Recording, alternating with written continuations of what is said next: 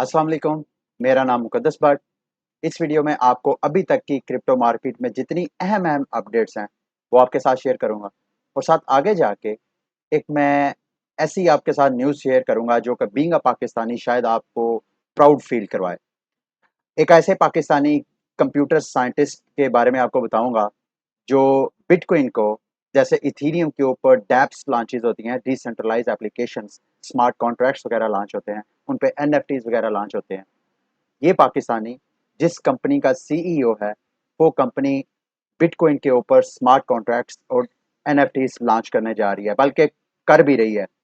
तो उसका नाम, ज़ाहिर बात है, बीइंग अ पाकिस्तानी आप लोग भी देख रहे होंगे कि कौन सा ऐसा पाकिस्तानी है जो टेक्नोलॉजी में इतना आगे है। तो वो इस वीडियो के आखिर में जाके आपको बताऊंगा। सबसे पहले, एक तो अभी भी मुझे स्कैम्स की रिपोर्ट आ रही हैं, मुझे मैसेजेस आ रहे हैं, ईमेल्स आ रहे हैं कि सर मेरे साथ इतना स्कैम हो गया, किसी के साथ $5,000, किसी के साथ $3,000। देखिए, सैडली सिवाय अफसोस के, सिवाय इजहार हमदर्दी के, मैं कुछ भी नहीं कर सकता। बार बार आपको कहता हूँ, ना मेरी कोई पेड सर्विसेज हैं मेरी टीम में से, या मैं आपको कोई कहता हूँ कि मेरी ये $5 $10 की सर्विस बाय करें, आपने बाय नहीं करनी। ना मैं कोई कंपनी प्रमोट करता हूँ कि इस कंपनी में इन्वेस्टमेंट करें। जब भी मैं करूँ, आप कहें ये पेड है, प्रमोशनल है, आपने कतन उसको फॉलो नहीं करना अगर आपको समझ नहीं आती है। आगे आते हैं मार्केट की का थोड़ा सा जायजा लेते हैं। ये मैं बार बार रिपीट करता हूँ, नीचे पट्टी भी चल रही होती है, उसको पढ़े। टेरा लूना जो है, आपको पता है, इसने पिछले दिनों अपना ऑल टाइम हाई बनाया था। अगर आप इसका थोड़ा जायजा ले तो इस वक्त जो लीडिंग करेंसीज हैं वो लूना, पोल्काडॉट, सुशी स्वैप, और कहाँ गया वो आपका फेवरेट कॉइन जो मीम कॉइन है, शिट कॉइन मैं कहूंगा, मीम कॉइन या शिट कॉइन, सॉरी माजरत के साथ, शिबा इनो। अब वो इस वक्त सबसे पुअर परफॉर्म कर रहा है। आगे जाके मैं उसका भी थोड़ा सा जायजा लेता हूँ, लेकिन टेरा लूना का के फंडामेंटल्स के बारे में आपको मैंने ऑलरेडी बता दिया। इनका कोलंबस 5 अपग्रेड के बाद इसके फंडामेंटल्स बहुत स्ट्रांग है। टेक्निकली अगर देखा जाए तो इसने अपना जो last time all time high बनाया था $150, दोबारा उसी रेजिस्टेंस की तरफ इसने सफर अपना कंटिन्यू किया हुआ है। पता नहीं है आने वाले वक्तों में टेक्निकली ये किस तरह बिहेव करता है। इसकी रेजिस्टेंस बहरहाल ये अब $150 की बनी हुई है।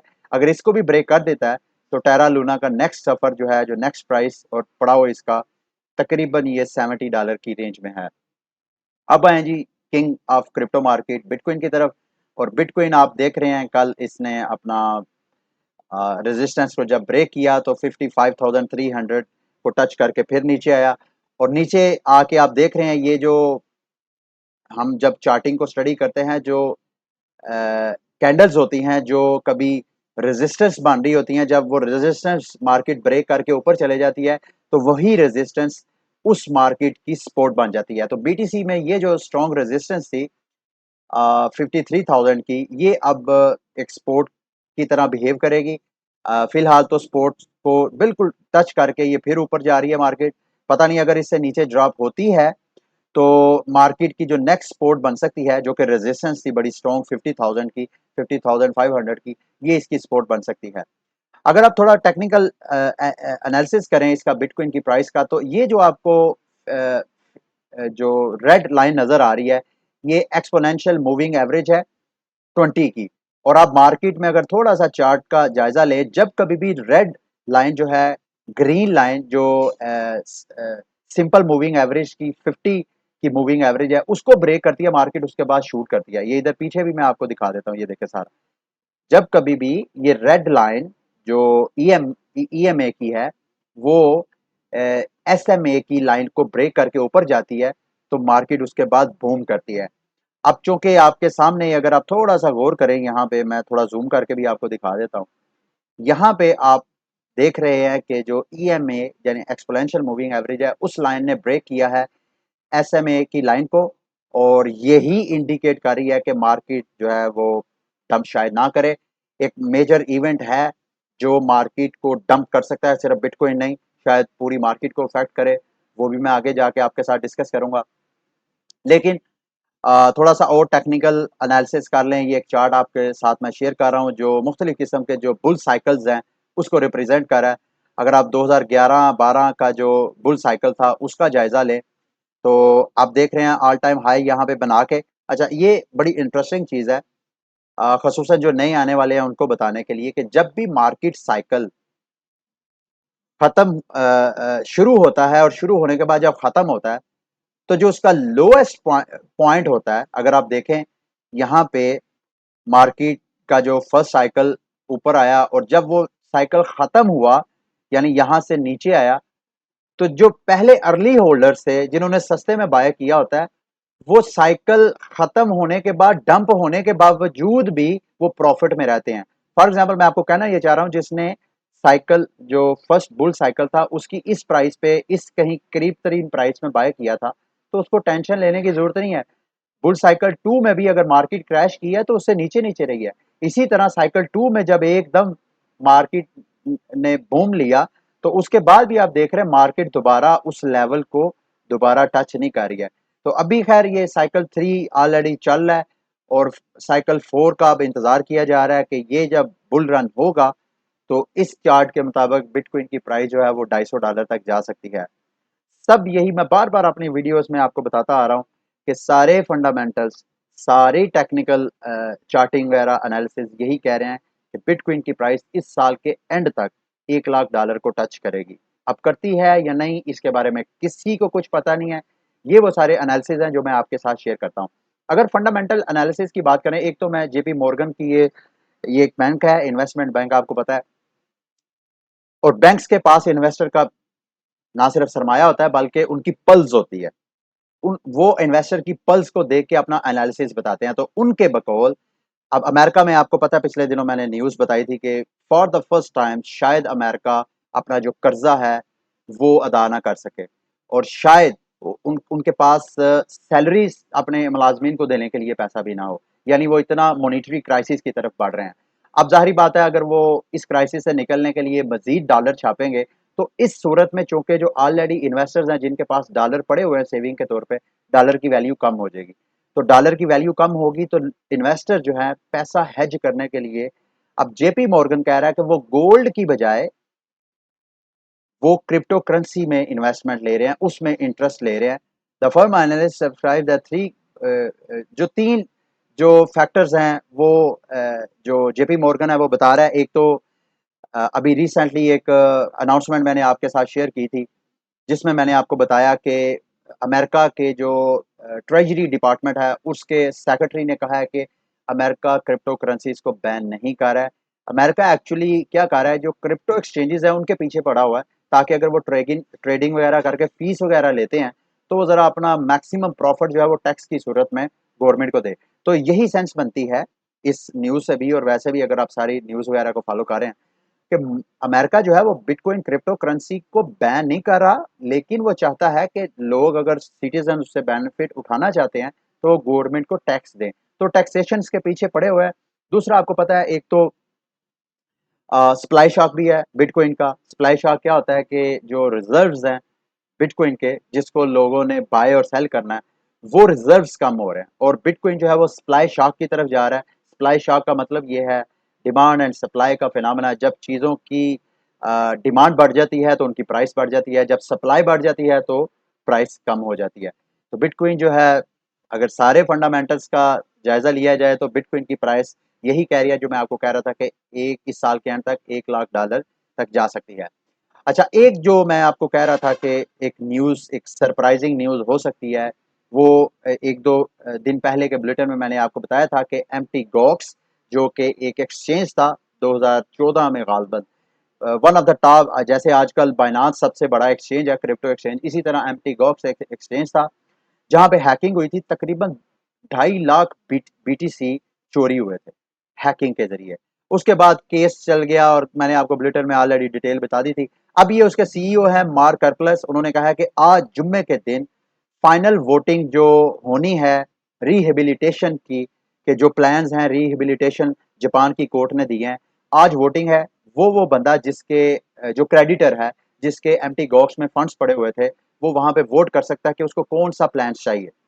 और अगर आप इमेजिन करें कि उनकी प्राइस, ये मैंने हाईलाइट करके आपको दिखाया है, तकरीबन उस वक्त जो रफली हैक हुआ था वो $460 मिलियन का था बिटकॉइन का। लेकिन आज अगर उसकी वैल्यू देखी जाए तो तकरीबन 45-46 बिलियन डॉलर के वो बिटकॉइन बनते हैं। और आप इमेजिन करें अगर कोर्ट ऑर्डर ये कर दे कि ये सारे बिटकॉइन क्रेडिटर्स को दे दिए जाएं, वापस जिस जिसके थे उनके अकाउंट में वापस कर दिए जाएं, और अगर जाहिर बात है उनका प्रॉफिट इतना गुना हो गया कि मैं नहीं समझता कोई भी समझदार बंदा उसको कैश आउट नहीं करवाएगा। तो अगर वो कैश आउट करवाते हैं तो क्रिप्टो मार्केट के अंदर 46 बिलियन डॉलर का शॉक आ सकता है। शायद वो कैश आउट करवाते हैं तो एक बड़ा सेल ऑफ का प्रेशर आ सकता है। तो ये आगे वो फॉर्म है, अगर आप लोग मैटिक एम टी गॉक्स वगैरह को करते हैं तो ये इनकी claims.mtgox.com, यहाँ पे जाके आप अपने बिटकॉइन क्लेम कर सकते हैं। अच्छा, उसके बाद आते हैं जी ये एवलांच और सोलाना इथीरियम किलर्स, इन दोनों को कहा जाता है। इनका थोड़ा सा कंपैरिजन आपको करके दिखाता हूँ, क्योंकि इस वक्त दोनों ये जो हैं बड़े हॉट क्रिप्टो प्रोटोकॉल्स हैं, इनके ऊपर बड़ी अच्छी खासी इन्वेस्टमेंट हो रही है। एवलांच का जो मार्केट कैपिटल है वो 13 बिलियन है, और जबकि अगर आप सोलाना की बात करते हैं तो वो 47 बिलियन है। ये मार्केट कैपिटल का क्या ताल्लुक है डिसीजन मेकिंग में?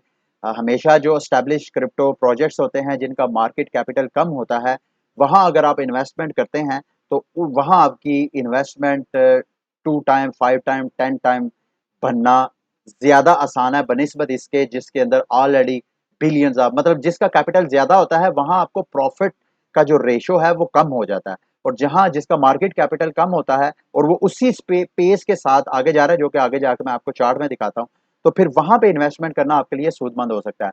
आगे फिर टोटल लॉक्ड वैल्यू अगर आप देखें तो एवलांच पे 4.5 बिलियन लॉक्ड है, और अगर हम सोलाना की बात करें तो 10.67 बिलियन लॉक्ड है। अच्छा, अब ये जो लॉक्ड वैल्यू है इसका डिसीजन मेकिंग में कैसे हो सकता है कि जिस कॉइन की ज्यादा लॉक्ड होती है, इसका मतलब ये है अमाउंट कैपिटल लॉक होता है, इसका मतलब है उसको उतनी ज्यादा सपोर्ट है, यानी वो उतना रिस्क फ्री है। मतलब उसको जो सेल ऑफ के जो शॉक्स हैं वो कम मिलते हैं बनिस्बत उसके जिसकी टोटल वैल्यू लॉक्ड कम है। तो चूंकि एवलांच की लॉक्ड वैल्यू कम है तो इस वजह से इसको डिसएडवांटेज हो सकता है। आगे ये नाकामोटो को एफिशिएंसी, ये क्या होती है? ये एक्चुअली किसी भी क्रिप्टो करेंसी की डिसेंट्रलाइजेशन को जब क्वांटिफाई करते हैं तो उस ये वो फार्मूला है। तो एवलांच की जो डिसेंट्रलाइजेशन है वो सोलाना से बेस्ट है, 27 उसकी उसको क्वांटिफाई किया है, जबकि सोलाना 19 है। फिर आगे नीचे ये मिनिमम स्टेक रिक्वायरमेंट ये वो सारी लिखी हुई हैं, आप सारा देख सकते हैं।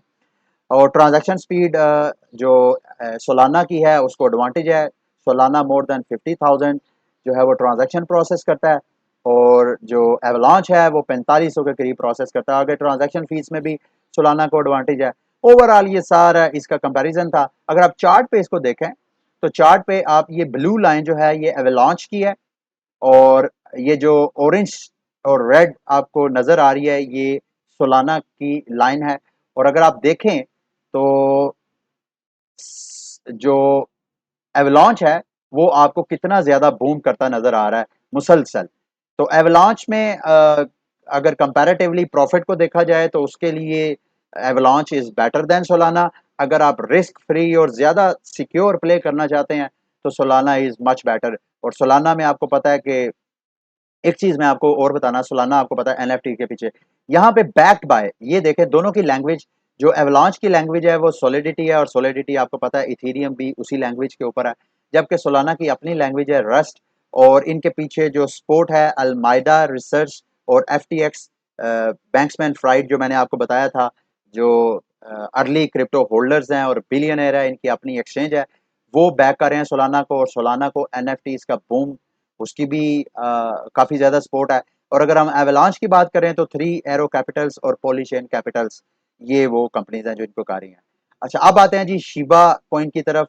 और जैसे मैंने आपको कहा था 4 अक्टूबर को एकदम इलन मस्क के बाद इसकी प्राइस ऊपर गई, फिर उसके बाद ऊपर जाते जाते आगे जो बिग वेल्स थी वो बाय करते जा रही थी, और जैसे ही यहाँ पे गई तो जो छोटे छोटे रिटेलर्स हैं, वो सस्ता कॉइन और ऊपर जा रहा है, तो यहाँ पे उन्होंने बाय मारा। जब यहाँ पे छोटे छोटे रिटेलर ने बाय मारा बगैर सोचे समझे, तो जो बिग वेल्स थी जिन्होंने नीचे से बाय किया हुआ था उनको महंगे शिबा कोइंस पकड़ा के और खुद मार्केट से निकल गए।